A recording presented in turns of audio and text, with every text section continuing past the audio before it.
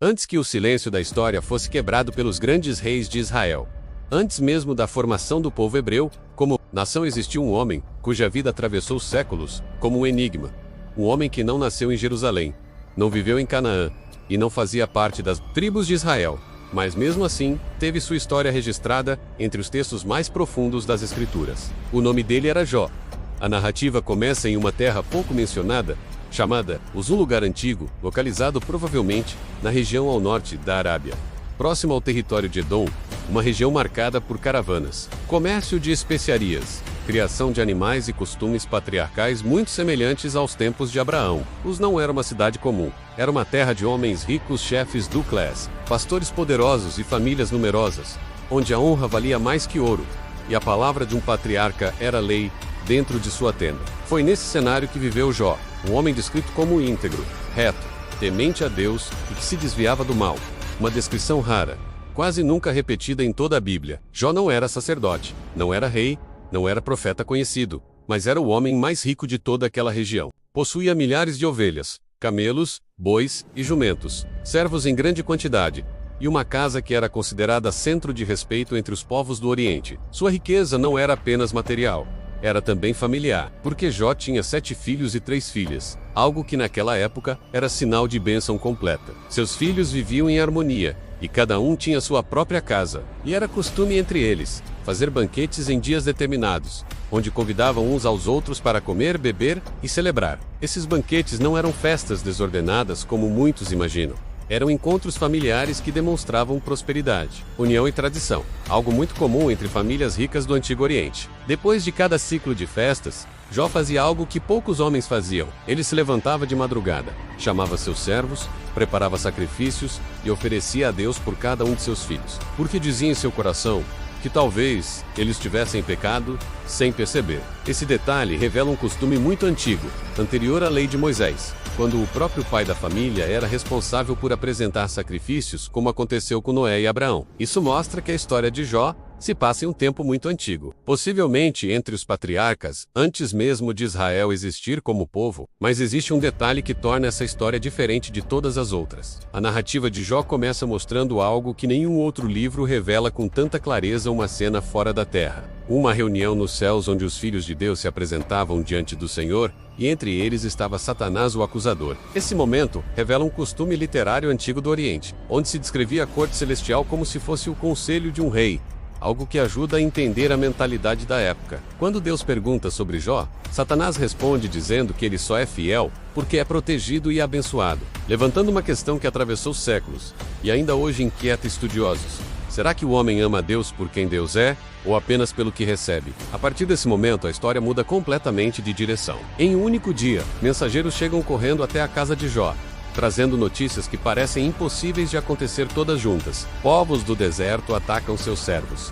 Fogo cai do céu e destrói rebanhos. Ventos violentos derrubam a casa onde seus filhos estavam reunidos. E todos morrem ao mesmo tempo. Esses acontecimentos refletem perigos reais daquela época. Invasões de tribos, tempestades repentinas no deserto, construções feitas de barro que não resistiam a ventos fortes. Tudo dentro da realidade do mundo antigo, mas reunido de forma tão intensa que parecia um julgamento divino. Mesmo assim, Jó não amaldiçoa Deus.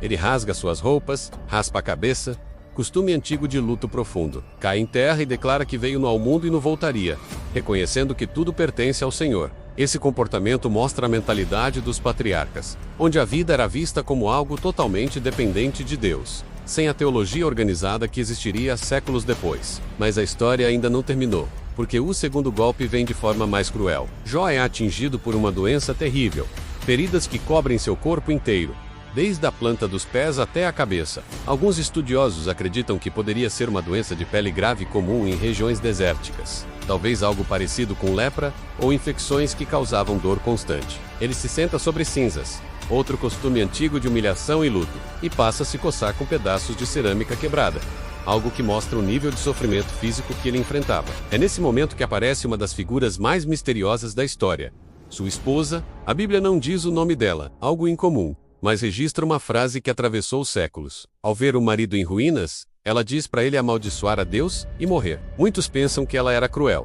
mas alguns estudiosos acreditam que ela também estava destruída porque perdeu todos os filhos. No mesmo dia perdeu sua casa, sua segurança, sua posição social, e viu o marido se tornar um homem irreconhecível. Na cultura antiga, a mulher dependia totalmente da família, e perder tudo significava viver sem proteção, sem futuro e sem honra. Depois disso chegam 3 amigos de Jó, vindos de terras diferentes, o que mostra que ele era conhecido em regiões distantes. Elifaz, Bildade e Zofar se sentam com ele em silêncio por 7 dias. Outro costume antigo de luto profundo, onde não se falava nada diante de alguém que sofria tanto. Mas quando começam a falar, surge um dos debates mais antigos da história humana. A discussão sobre por que pessoas justas sofrem. Cada amigo representa uma forma de pensamento da época, acreditando que sofrimento sempre era castigo por pecado, enquanto Jó insiste que não fez nada para merecer aquilo. Durante esses diálogos aparecem costumes, crenças e formas de pensar muito antigas,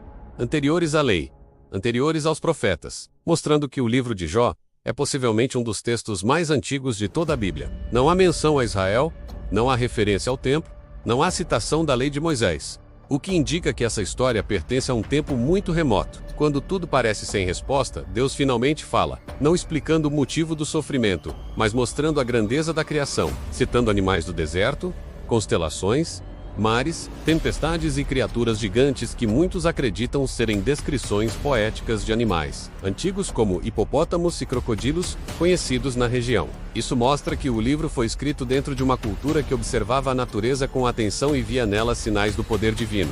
No final, a história toma um rumo inesperado. Jó não apenas é restaurado, mas recebe o dobro de tudo que tinha: novos filhos, novas filhas. E vive muitos anos depois disso, o que também lembra as longas vidas dos patriarcas. Suas filhas são mencionadas como mulheres de grande beleza, e algo raro acontece: elas recebem herança junto com os irmãos. Um detalhe incomum para a época, mostrando que a restauração de Jó foi completa e fora do padrão. Assim, a história de Jó entra na Bíblia como um dos relatos mais profundos já escritos. Não sobre guerras, não sobre reis, mas sobre sofrimento, fé, silêncio de Deus e perseverança. O homem que viveu em uma terra antiga chamada Paus, em uma cultura esquecida pelo tempo, mas cuja história atravessou milênios e continua inquietando todos que a escutam, porque a pergunta levantada nos dias de Jó ainda não deixou de existir: por que o justo sofre, e até onde a fé de um homem pode ir quando tudo ao seu redor desaparece?